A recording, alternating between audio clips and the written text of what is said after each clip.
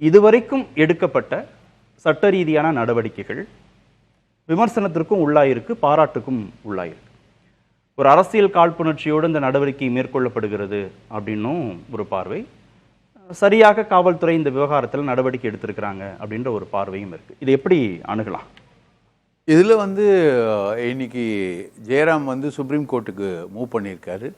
Supreme கோர்ட்டில் suspend நடவடிக்கையும் அரஸ்டையும் எதிர்த்து அவர் மூவ் பண்ணியிருக்காரு. எல்லாத்துக்கும் ஒரு ஸ்டே வேணும்னு சொல்லிட்டு அவர் மூவ் பண்ணியிருக்காரு. இப்போது விசாரிச்சுட்டு அவரை முழுசும் உட்கார வச்சு விசாரிச்சுட்டு ஸ்டேஷனுக்கெல்லாம் கொண்டு போயிட்டு விசாரிச்சுட்டு விட்டுட்டாங்க.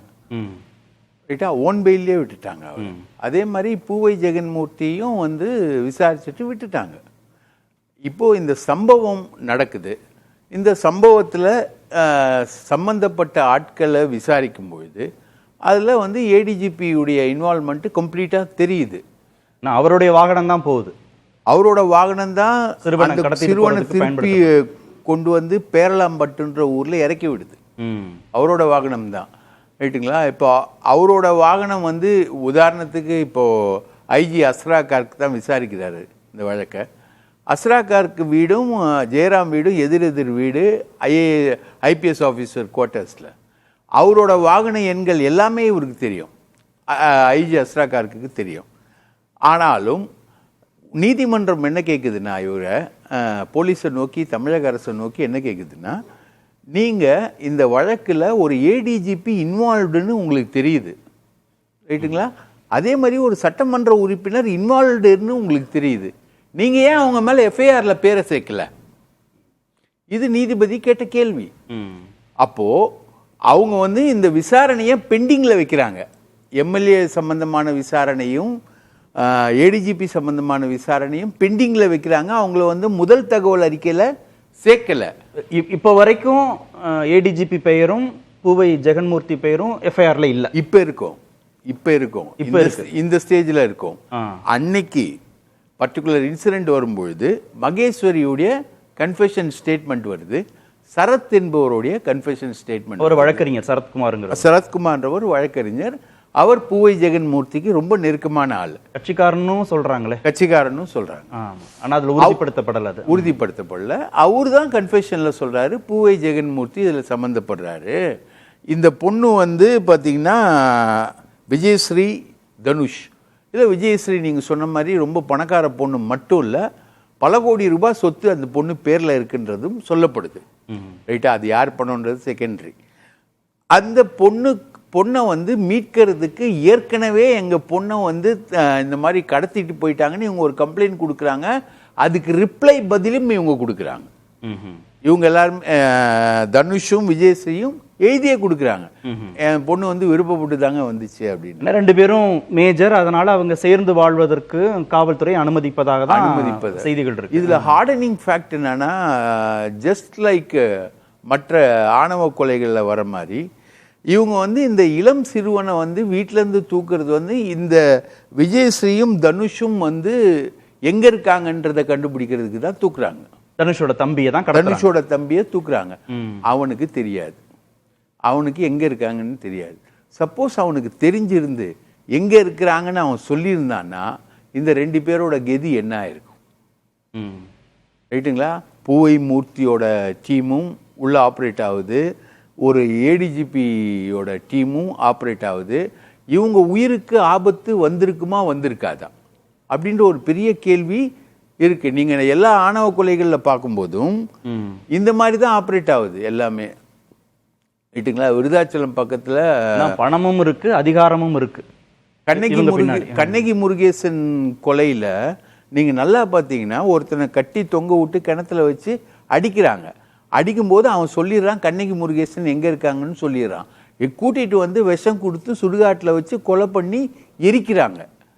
ஸோ இந்த ஆணவ படுகொலைகளில் இதில் அதில் சாதி, கண்ணகி ஒரு சாதி, முற்படுத்தப்பட்ட சாதி, முருகேசன் தாழ்த்தப்பட்ட சாதி அப்படின்றது அந்த இடத்துல ப்ளே ஆகுது. ஸோ இவங்க மாட்டி இருந்தாங்கன்னா, இவங்க ரெண்டு பேரும் பிற்படுத்தப்பட்ட சாதியை சார்ந்தவங்க தான், அவங்க ரெண்டு பேரும் தலித்துலாம் கிடையாது, பிற்படுத்தப்பட்ட சாதியை சார்ந்தவங்க தான். மாட்டி இருந்தா என்ன நடந்திருக்கும்? எதுக்காக இந்த சேசிங்க?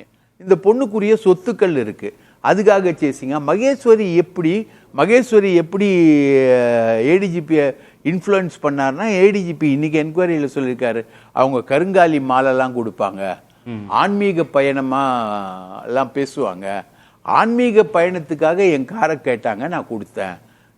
எந்த காரு? சிவப்பு விளக்கு பொருத்தின காரு, ஜி ரெஜிஸ்ட்ரேஷன் உள்ள காரு. அந்த காரை வந்து ஆன்மீக பயணத்துக்கு இவர் கொடுத்தாரா. மகேஸ்வரி ஏற்கனவே பணி நீக்கம் விஆர்எஸ் வாங்கினவங்க, ஒரு எஸ்ஐ. அவங்க வந்து இதுதான் அவங்களுடைய ஆபரேஷன் ஸ்டைலே இதுதான். அப்போ நீங்க தலைப்புல குறிப்பிட்ட மாதிரி ஒரு மோசமான நடவடிக்கை தான் இது, ரைட்டுங்களா? ஒரு காவல்துறை அதிகாரி, ஏற்கனவே ராஜேஷ் தாஸ் விஷயம் நம்மளுக்கு நல்லா தெரியும், அதிமுக ஆட்சி காலத்தில் அவர் மேலே வந்து கைது, இந்த விஷயங்களுக்குள்ளெல்லாம் அதிமுக ஆட்சியில் போல. ஆனால் இந்த விஷயத்தில் நீதிமன்றம் தலையிட்டு தான் அவரை கைது பண்ணுன்னு சொல்கிறாங்க. அப்போ கூட போலீஸ் வந்து அவர் மேலே எந்த இதையும் அவங்க எடுக்கல. நீதிமன்றம் உத்தரவு போட்ட பிறகுதான் இவங்க பேசின கால் டீட்டெயில் ரெக்கார்ட், சிடிஆர் ஃபைல் வந்து போலீஸ் சப்மிட் பண்ணுது. கடத்தலுக்கு முன்னாடியும் பேசுகிறாங்க மகேஸ்வரியும் பூவை ஜெகன்மூர்த்தியும், கடத்தலுக்கு அப்புறமும் பேசுகிறாங்க மகேஸ்வரியும் பூவை ஜெகன்மூர்த்தியும்.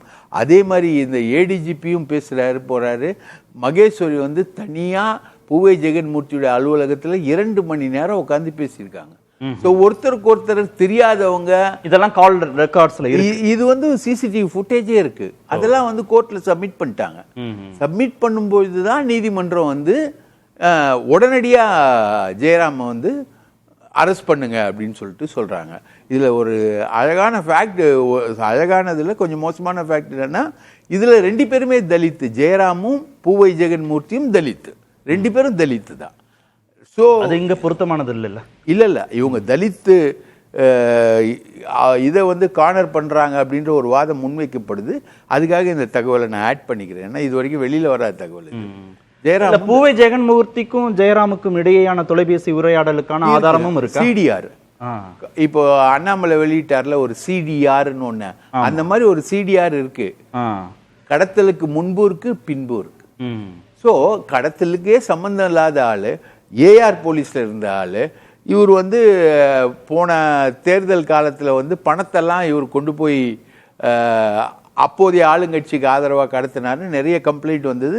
நாங்கள்லாம் நக்கீரனில் உட்பட எல்லாத்துலேயுமே எழுதியிருக்கோம் இவரை பற்றி. இவரை வந்து டம்மி போஸ்ட்டில் தான் வச்சுருந்தாங்க ஆவண காப்பகத்தில். இப்போ இருக்கிற டிஜிபி தான் சங்கர் ஜிவால் தான் இவருக்கு வந்து ஏஆர் போலீஸ் டிஜிபின்னு கொடுக்குற. ஏஆர் போலீஸ் தமிழ்நாடு முழுக்க பரவுன ஒரு பெரிய ஸ்ட்ரென்த் இருக்கக்கூடிய போலீஸ். இவருக்கு மகேஸ்வரி மாதிரி ஒரு ரிட்டையர்டான ஒரு சர்வீஸில் இல்லாத இந்த மாதிரி விஷயங்களில் கட்ட பஞ்சாயத்து மாதிரி பண்ணக்கூடிய ஒரு ஆளோட எப்படி தொடர்பு, அந்த மாதிரி ஒரு நிழலான கேரக்டருக்கு எப்படி பூவை ஜெகன்மூர்த்தியோட தொடர்பு, இதெல்லாம் வந்து பல கேள்விகளை உருவாக்குது.